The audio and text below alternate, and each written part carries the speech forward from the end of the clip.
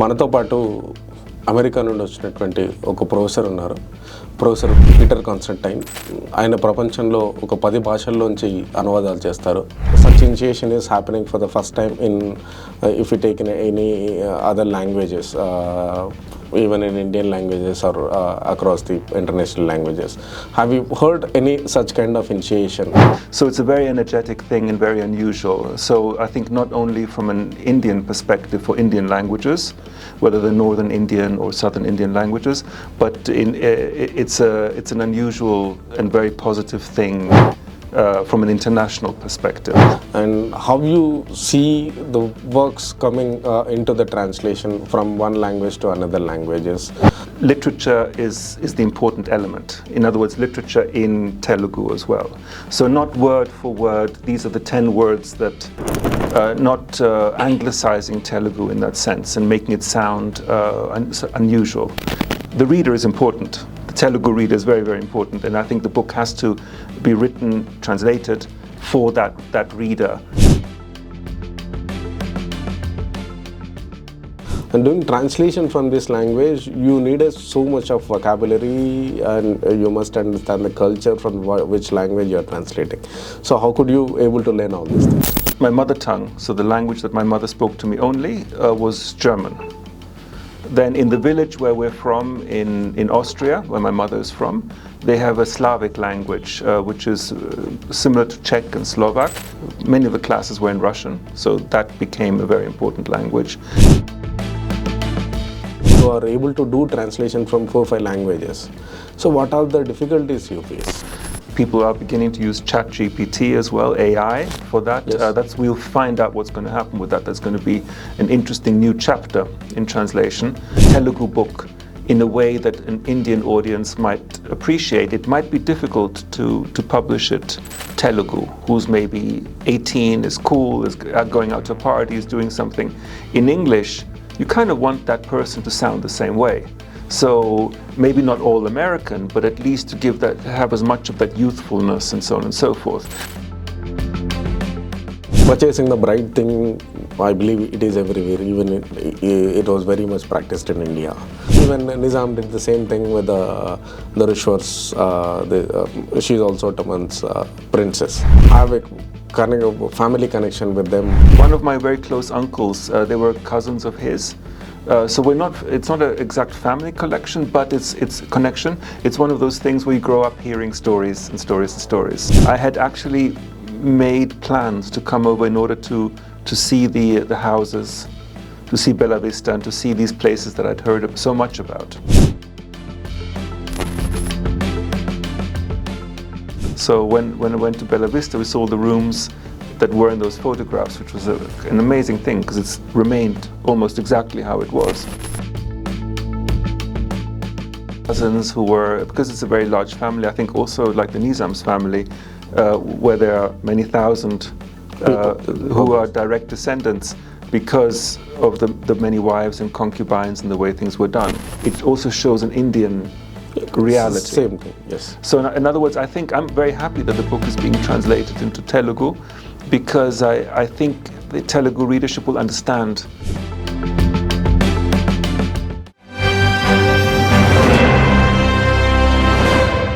ఇప్పుడు మనతో పాటు అమెరికా నుండి వచ్చినటువంటి ఒక ప్రొఫెసర్ ఉన్నారు. Professor Peter Constantine. ఆయన ప్రపంచంలో ఒక 10 భాషల్లోంచి అనువాదాలు చేస్తారు. ప్రాచీన గ్రీకు, ఆధునిక గ్రీకు, డచ్, జర్మను, ఇట్లా 10 భాషల్లోంచి ఒకదాంట్లోంచి ఒకదానికి, అట్లే వాటిల్లోంచి ఇంగ్లీష్కి తను ట్రాన్స్లేట్ చేస్తారు. అదే కాకుండా ఆయన ది పర్చేస్డ్ బ్రైడ్ అనేటువంటి ఒక నవలని రాశారు. ఆ నవల వచ్చే సంవత్సరం ఛాయ తెలుగులోకి తీసుకుని వస్తుంది.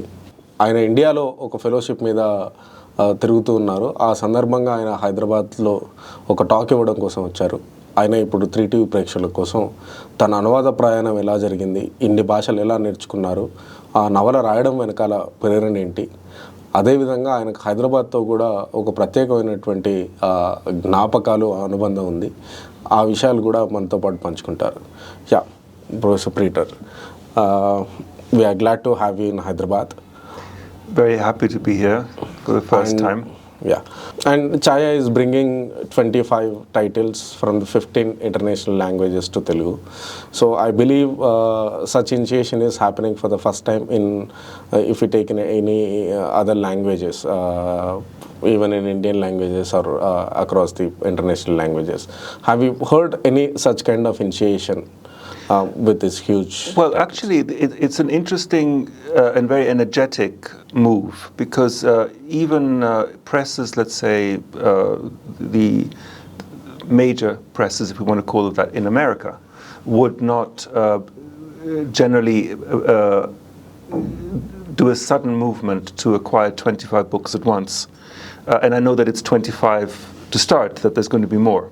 So it's a very energetic thing and very unusual. So I think not only from an Indian perspective for Indian languages, whether they're Northern Indian or Southern Indian languages, but it's an unusual and very positive thing from an international perspective. And of course, I think it's important for all languages, and we have that problem in English, that we don't have enough translated works coming into English.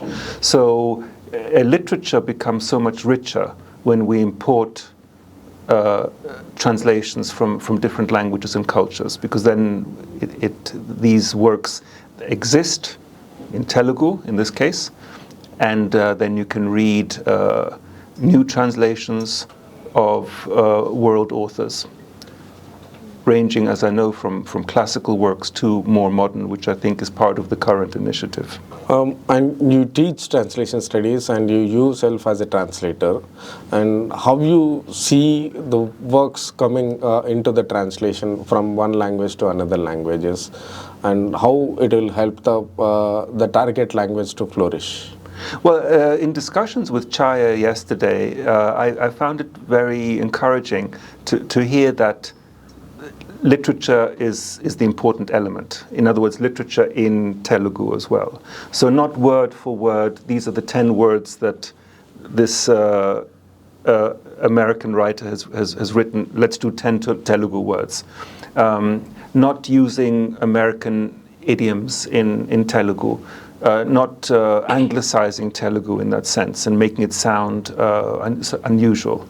So the idea of enriching and bringing different cultural and literary aspects into Telugu, I think, is a fabulous thing. And I'm glad that Chaya is doing it that way, because I think it's important to create literature and not just have something that gives you a general idea of what the book might be and is very, very strange, you know, with strange language, strange terms, and maybe also aspects that a readership here would perhaps not understand because it is so unusual. So the reader is important. The Telugu reader is very, very important, and I think the book has to be written, translated for that reader in a very appropriate and effective way. And usually, learning other than a mother tongue is a difficult thing for many people. And when it comes to British or America, the English is the dominant language for everyone. Like, they all learn English, and learning second language is a quite interesting thing. How could you learn these much languages? And learning language is one thing, and doing translation from this language, you need so much of vocabulary, and you must understand the culture from which language you are translating. So how could you able to learn all these things? Well, my upbringing was very similar, I think, to that of many people in India, very similar, with many languages in the household. So my mother tongue, so the language that my mother spoke to me only, was German. Then in the village where we're from, in Austria, where my mother is from, they have a Slavic language, which is similar to Czech and Slovak, which my grandparents spoke. So everyone always wanted in the family for me to speak their language to them. So that's one thing that happens. And I think that happens here in India, where children sometimes grow up with 2 or 3 or 4, maybe even 5 languages where they're just quite fluent with whoever they're speaking. So my father was British, but of Greek and Turkish origin. So, and I grew up in Greece. So Greek was, of course, a very important language. I did grow up there. And then the high school I went to was, many of the classes were in Russian, so that became a very important language. And in fact, most of the translations that I've done over the last 40 years are from Russian and from German, which is the mother tongue, and then of course also Greek, Italian, and French. Afrikaans, which is one of the languages of South Africa. So it's basically, I think, one of those situations where the family forces you to learn them as a child, and then you are interested and you continue reading and developing. And then with more interest, you learn one or two languages from scratch, the way everyone does pretty much. So I don't know that I'm that special. It's just more of thank you for the hint of the compliment. But it's just a rather typical way of growing up in a certain situation. Yeah, but when you translating, have you found difficult, like what are the difficulties you found while translating one language to other? Because if I'm doing from Telugu to English or English to Telugu, though I'm fluent in both, but I face certain difficulties. But when we know too much of languages, suddenly we don't come up with a particular word. We often forget that very simple words. So when you know and when you are able to do translation from 4 or 5 languages, so what are the difficulties you face? Yes, well, one of the wonderful things about literary translation is that you have time. So I'm always very, very impressed with interpreters, where you speak and it's an immediate translation. That's something that I probably couldn't do, and it's a very different.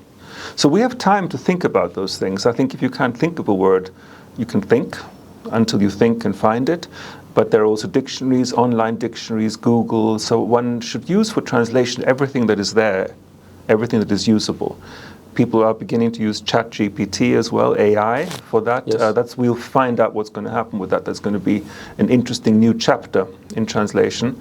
I think AI can help if one is careful and asks certain questions and then double checks, so it can be useful. I think closing the door on that immediately and just saying no is probably not the way to go at this point. In other words, the end product is what's so important. And maybe that's an important thing to remember. As we were saying, if you're translating a Telugu novel for an English readership, your question should really be, is it for an Indian readership who wants to read it in English from other areas of India, people who can't read Telugu? And then you see wonderful books being published by Penguin, India, Hachette, many publishers here. But we notice as well that Penguin in America has different readership. Yes. So in other words, if you translate a Telugu book in a way that an Indian audience might appreciate, it might be difficult to publish it because of the Indian rhythms in English, the Indian idioms as well, and then of course things that you kind of want to keep very much for an Indian audience, like family, the very specific family grades and how people react, which might seem just very strange. And that's a big question, of course, which we're talking about a lot nowadays. Like, what do you do with that? Do you keep that for an American audience? Do you try to educate the American audience? Do you cater to them and cut that out so that they're not too worried? It's a very delicate tightrope act, walking on the tightrope to sort of see how to do it. So you teach at university and you give talks on translation studies more here and there. So what are the most questions you have faced from the students or the people who are coming into the translation, who wants to be a translator? Well, we have translation studies for us at the University of Connecticut, but I think also here from the universities that I've seen at Utkal, for instance, in Bhubaneswar, is that there are two things that students are interested in. One is the theory, and there's a lot of new theory in translation that analyzes translation like a science. Some of the questions you're asking me, for instance, about how something should be translated would have many, many different answers among the great translation theorists of the world. So translation theory is an important part. And then comes the practical aspect. So those questions of how do you translate, and we have students who translate from Indian languages, not Dravidian languages. Until now it's been Bengali, Hindi, Urdu. So, but how do you present that for an audience? How do you package it for an audience? And then a very, very important part as well is how do you publish it? Like how we do a lot of practical things, because one finds students with literary tastes and who are interested in literature already bring to the class incredible talent. So the translations are often almost ready to be published. And once they are, that's the other big question. Like how do we approach a publisher? So we think a lot about the practical aspect. Whenever we talk about translations, we often talk about the loss of translation. So, in your experience as a translator and a professor, so how can we prevent that loss of translation? Certainly, it will be. It is 10 to 30% is acceptable according to the translation theorist. So, what's your stand on it, or what do you want to add into that? Well, I think it's very important to keep as much as possible. And sometimes people will move away from the text for no reason. And that's something I'm not too happy about from a mainstream perspective. Yes. I mean, there is creative translation, which does incredible things. So that's another thing where you use a text in order to inspire you to write something. Anyway, but from a mainstream translation perspective, loss is maybe an important thing. We have translators from Indian languages who insist that you lose all the vocabulary for family, for instance. Yes. And you might say it's very important because it's the nuance, like the way you speak to the father or the uncle or the mother's brother. All of those things, the hierarchy is so important, but we don't understand that. So if you keep it, it bogs it down, it makes the novel confusing. It can. Yes. And sometimes it really does. And we have a singular, plural in Indian languages, yes, which English don't have, yes, in a literature. Yes, yes. So if you have honorifics, you find some translators, and one will say that about some traditional translators of Chinese or Japanese who try to keep the honorifics, and say something like, "Oh, honorable grandfather." Well, we don't say that. It's a bit unusual. Yes. Even though that's how honorable grandfather, like we don't put that prefix to the family people. Yes. So the question is, and this is only one way of doing it, but it's pretty much the mainstream, the way that American publishing expects to a large extent, would be that the protagonist or the character in the novel who is speaking in natural Telugu, who's maybe 18, is cool, is going out to a party, is doing something. In English, you kind of want that person to sound the same way. So maybe not all American, but at least to have as much of that youthfulness and so on and so forth. So if he starts using, or if the character starts using strange, archaic language that's respectful or unusual, it ruins the effect. So I would argue that it has to be written with an American or a British audience in sight if it's going to be translated into English, and vice versa. If you are translating American novels, or Russian, or French, Dutch, into Telugu, it would be good for people to actually believe what they're reading. Meaning, yes, this is a society lady, she's elegant, this is a princess, this is that, whatever is there, to sound like they would if they were speaking in Telugu. And when we're translating from literature is one part, and when it comes to the language part, language have so many dialects in India. I believe you have translated from street language novel to, or yes, the first book I ever did in the 1980s was Japanese street slang. So it wasn't a translation, it was more how Japanese street speech, how slang is used. So yes. But getting slang into the translation is a difficult part, what I believe. Yes. So how can we get that slang into the English? Because it have a certain words or certain sentences which can only understand by the people who are related to that.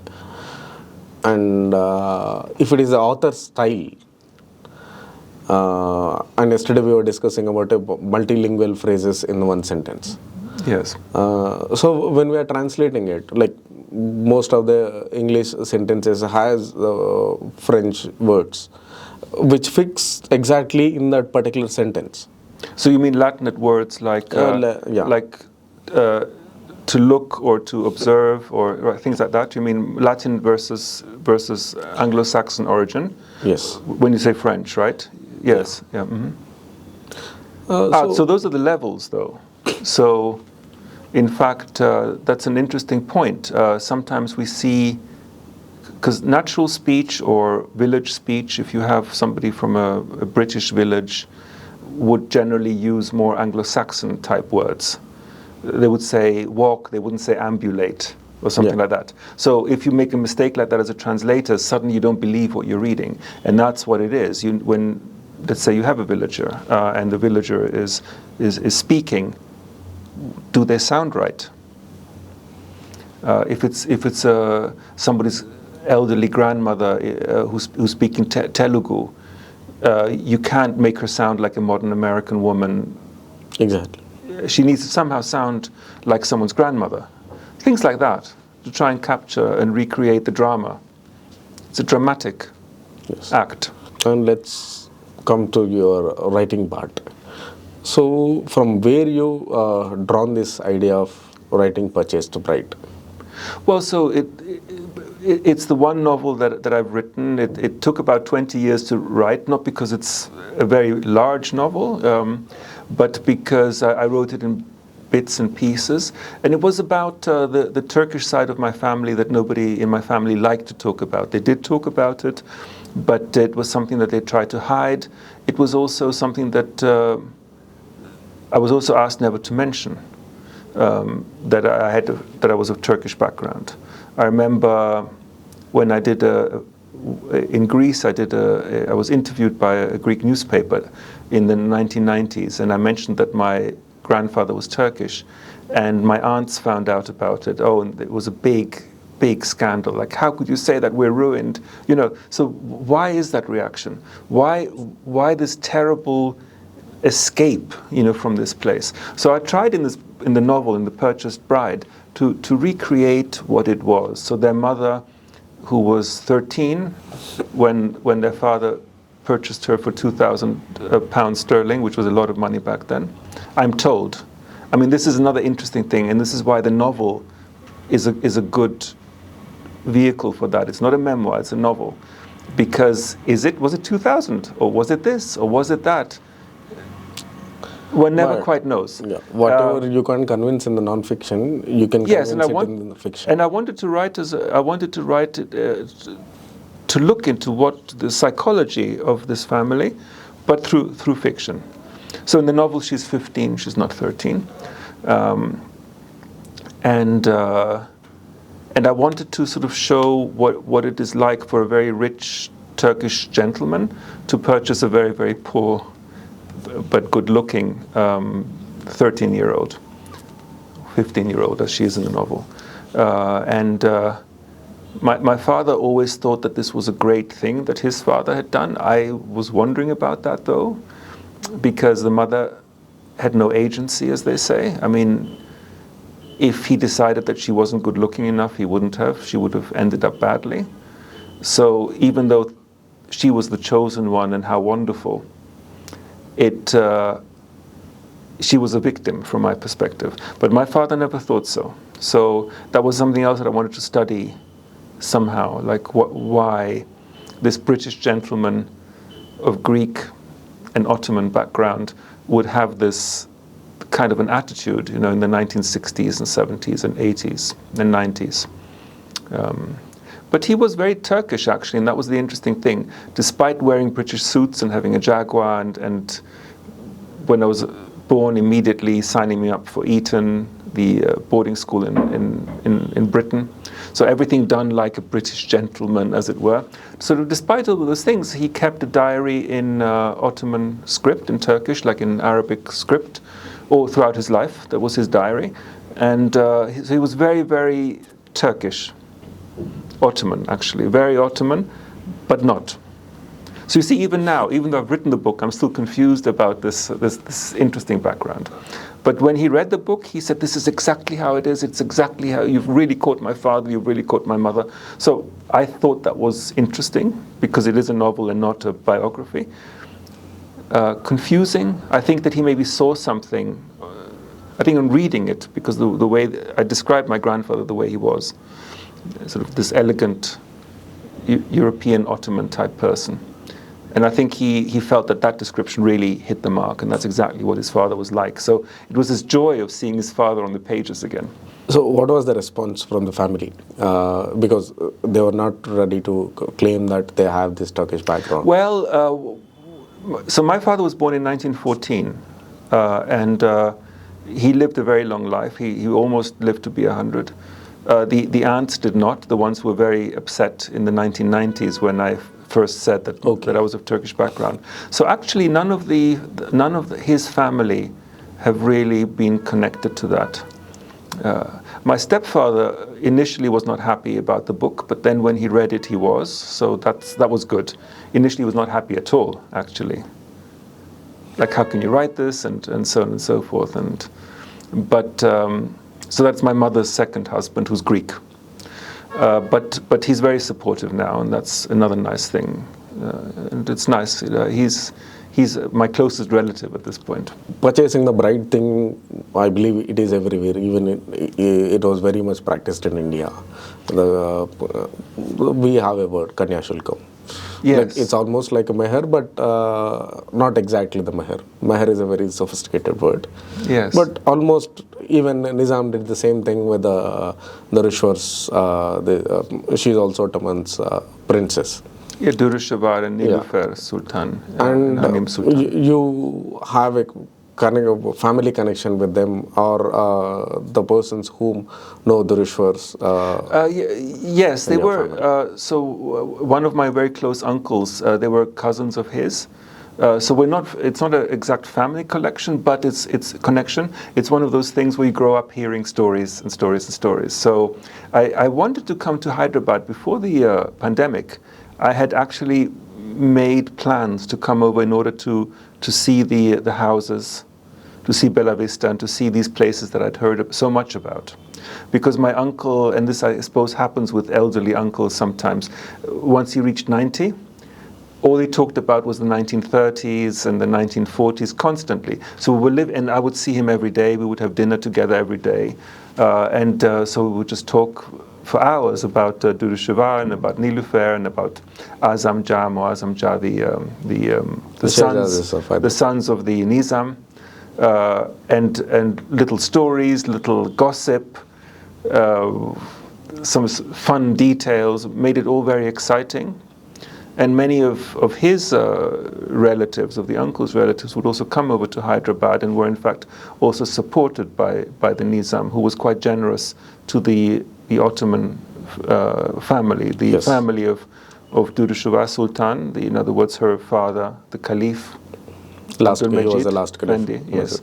And also Osman Fuad, Prince Osman Fuad, who was the uncle of Nilüfer Sultan, who married Muazzam Jah the Younger, and who has the hospital, the Nilüfer Hospital here. Yes, even the Rishwas Hospital is here. Yes, so both were very interested in Hyderabad and very committed.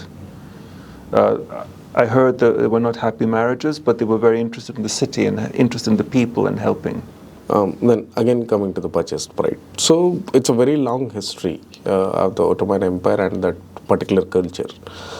And the novel happens in almost at the wedge of Ottoman Empire is falling. So you created that atmosphere, everything. So how much did you research for that novel? Well, it's sort of growing up in this sort of this artificial Ottoman past, in a sense, with the aunts and uncles speaking about it so much, it was very present. Also, my father had all the family albums with all the old pictures. So even the pictures from Hyderabad. So when I went to Bella Vista, we saw the rooms that were in those photographs, which was an amazing thing because it's remained almost exactly how it was. So that past was quite familiar. I think also growing up in Greece, which was so close and was part of the Ottoman Empire until 1821, meant that it's not an alien culture, like we're aware of it. So I think that was another thing. And then there was some historical research, just to be sure. When what I heard is true or not. Yes, and how things were done. So that's why and reading newspapers from the time, so the novel is set in 1909, and I wanted to see exactly what was happening in March and April and May when it was happening, just to be aware of the situation around. So there's a lot of detail that comes from various Ottoman newspapers that literally sort of talks about when the ship is leaving at what time and stuff. All of that's correct because it's in those things. So those details are the real details that I don't happen to know from an aunt or from an uncle, but from that kind of a research. When people have such background, or the people surrounded by the people of such background, so usually they found pride on hearing those kind of stories, like a royal story. So that being an individual, that gives us a very royal feeling. And if you want to write, we'll write the stories to reclaim that royal legacy. But here you choose a different path, and you choose the victims as a protagonist of your novel. Yes, and I don't think they were close to the royalty, but they weren't royal per se. I mean, they had cousins who were, because it's a very large family, I think also like the Nizam's family, where there are many thousand who are direct descendants because of the many wives and concubines and the way things were done. So it's quite an open book, quite an open situation. But yes, no, I mean, my plan was not to try and claim Ottoman heritage. It was more to sort of find out why things were so strange in my family. Yes. So I don't. I don't.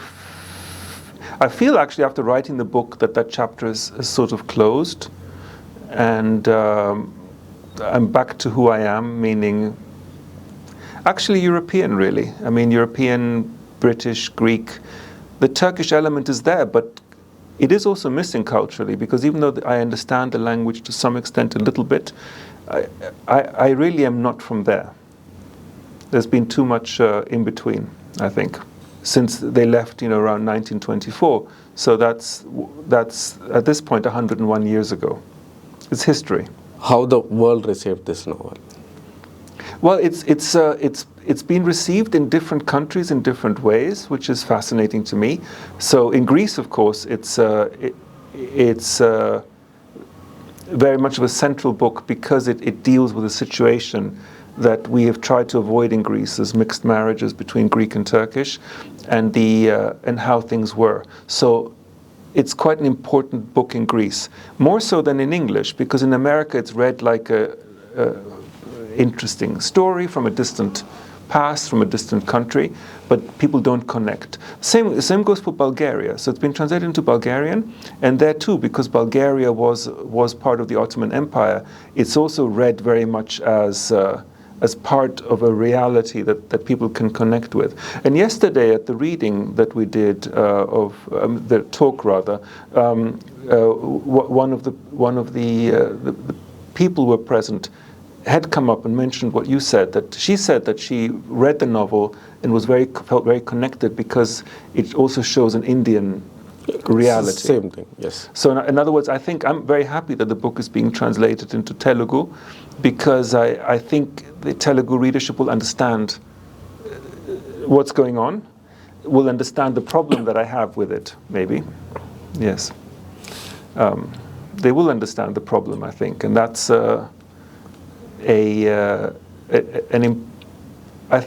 it'll be a very close reading and a connected reading. And the same for Russian. It's done very well in Russia, which surprised me. Have you translated this book into any other language? I myself? Yeah. No. I started rewriting it in German, which is my mother tongue, but I'm not sure yet if I will do that, if I'll continue with that or not. I'll find out, I think, over the next few months whether I want to do that. Thank you for joining with us. Thank you for the interesting conversation and questions. We hope your next visit will be purchased by Proctor in Telugu. That will be wonderful. Thank you 3TV for this opportunity. Professor Constantine హైదరాబాద్కి 1-2 రోజులు ఉండడం కోసం వచ్చాడు, తను ఒక talk ఇవ్వడానికి. అట్లే తను చిన్నప్పుడు విన్నటువంటి బెల్లా విస్టా ఇవాళ యాస్కి ఖైరతాబాద్ ఆఫీస్గా ఉంది. సో చిన్నప్పుడు తన ఫోటోల్లో చూసినటువంటి ఈ బెల్లా విస్టా ఇవాళ అచ్చంగా ఆల్మోస్ట్ అట్లే ఉంది, దాన్ని ఇక్కడ చాలా బాగా కాపాడుతున్నారనేది. రెండవది, నిన్న ఒక టాక్ జరిగింది, దాంతో కూడా ఆయన చాలా సంతృప్తిగా ఉన్నాడు. త్వరలో ఈ పుస్తకం ఛాయా నుండి తెలుగులో అనువాదం వస్తుంది.